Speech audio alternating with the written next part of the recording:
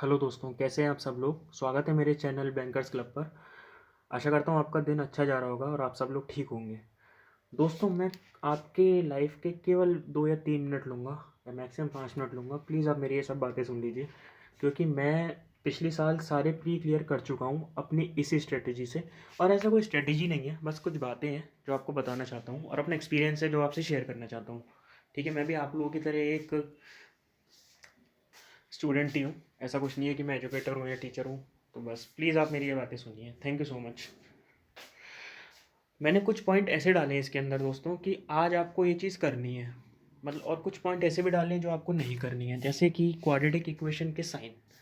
ये ऐसे होते हैं कि हम लोग कंफ्यूज हो जाते हैं मैक्सिमम टाइम कि प्लस प्लस के बाद क्या आएगा, माइनस प्लस आएगा, ये आएगा वो आएगा। तो हम सोचते हैं कि लिख लेते हैं, या हम लोग सोचते हैं कि उधर याद करते रह जाते हैं। फिर इसका क्या रिजल्ट निकलता है कि हमारा मैथ्स का पेपर थोड़ा गड़बड़ा जाता है। तो क्वाड्रेटिक इक्वेशन के साइन आपको बाय हार्ट मैक्सिमम आधे घंटे में याद हो जाएंगे। आपको आज याद करने हैं किसी भी हालत में, है ना। और आपने करे हुए हैं याद, तो बहुत अच्छी बात है। इनफैक्ट आपने करे ही होंगे याद, मैं तो ये समझता हूँ। बट आप आज रिवाइज कर लीजिए उसको, क्योंकि 5 आने ही वाली हैं कल। और रिवाइज कर लीजिए स्क्वायर 25 तक, क्योंकि 15 अप्रॉक्सीमेशन और सिंप्लीफिकेशन कुछ भी आया है तो 25 के ऊपर कुछ आएगा ही नहीं। आप ये समझ लीजिए कि 25 के ऊपर रियरली कोई क्वेश्चन आता है कि स्क्वायर दे दे, और क्यूब क्यूब तो आता ही नहीं है, स्क्वायर दे दे। और क्यूब केवल 9 तक, 9 या 10, ये तो आपको शायद आता ही होगा, इतनी मैं आशा करता हूँ। और रीजनिंग के अंदर मैं आपको बताना चाहता हूँ कि 5 पज़ल आप इजी लेवल के लगा लीजिए आज। ऐसा इससे इससे ऐसा होगा कि आपका जो लेवल होगा, मतलब आपका जो कॉन्फिडेंस होगा, वो आज बूस्ट हो जाएगा। और कल के पेपर में जो पज़ल आने वाले हैं वो इतने लो लेवल के आने वाले हैं, आप ये सोचोगे कि यार ये तो मैं टेस्ट में क्या देता था और पेपर में क्या आ गया।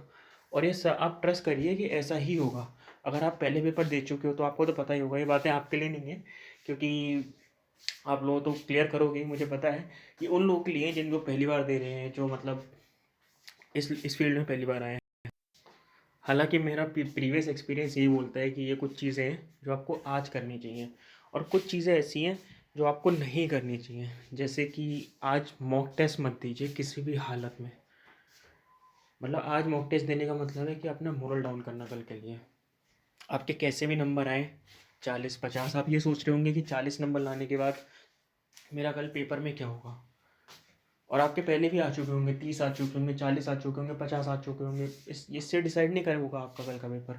आपका कल का पेपर आराम से अच्छा हो जाएगा अगर आपके 40 या 50 नंबर आ रहे होंगे मॉक टेस्ट में तो।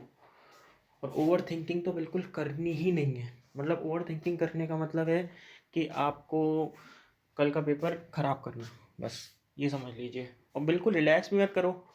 जो मैंने आज चीज़ें बताई हैं आप वो कर लीजिए। और बड़े बड़े एजुकेटर भी आपको बताते होंगे, नो डाउट आप उनकी बातें फॉलो करते हो।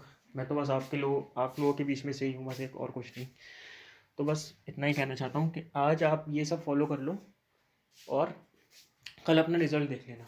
और जितनी आज तक आपने प्रैक्टिस करी है, उस सब का फल आपको कल मिलने वाला है।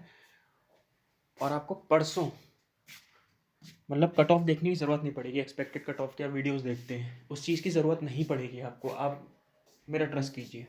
बस 70 से ऊपर अटेम्प्ट करके आओ, आराम से सब हो जाएगा। और शुरुआत, और पहले से सोच के मत जाओ कि मेरे 70 करने हैं, 80 करने हैं। अपना बेस्ट दो। अपना बेस्ट देने का मतलब है कि आपने जो बेस्ट दोगे ना, कट ऑफ उससे डिसाइड होगी। इससे डिसाइड नहीं होगी कि आप सोचिएगा कि 80 करके आया हूँ, 80 करके आऊँगा तब मेरी कट ऑफ क्लियर होगी। नहीं, ऐसा नहीं है। लोग ऐसे पेपर बिगाड़ भी लेते हैं। तो दोस्तों, मैं एंड में ये कहना चाहूँगा कि ऑल द बेस्ट कल के लिए। और कल आप फोड़ के आने वाले हो, है ना। तो बस थैंक यू सो मच। और प्लीज़ मेरा चैनल सब्सक्राइब कर लीजिए। मैं ऐसी ऐसी चीज़ें लेके आऊँगा आपके सामने, ऐसे ऐसे पजल्स, ऐसे ऐसे डीआई लेके आने वाला हूँ कि आपको लगेगा कि हाँ यार, एसबीआई पीओ प्री के लिए ये इंपॉर्टेंट हो सकता है। ये केवल प्री ओरिएंटेड चीज़ें लूँगा मैं, कि प्री क्लियर हो, मेंस पे ज़्यादा फोकस ना हो। क्योंकि मेंस की ऑलरेडी बहुत सारे लोग पढ़ा रहे हैं, मैं आपको क्या बताऊं। और मेंस के हाई लेवल के पजल्स, हाई लेवल के डीआई, ये सब बहुत सारे लोग करा रहे हैं। अब मैं पहले से मेंस की लेके बैठ जाऊं या आप लोग लेके बैठ जाएं तो प्री बिगड़ जाता है, क्योंकि एसबीआई के अंदर भी *10 होता है, वो आईबीपीएस का रूल नहीं अपनाता है। तो बस थैंक यू मेरे दोस्तों, मेरी बातें सुनने के लिए। और सब्सक्राइब कर लीजिए मेरा चैनल। आपका दिन शुभ हो।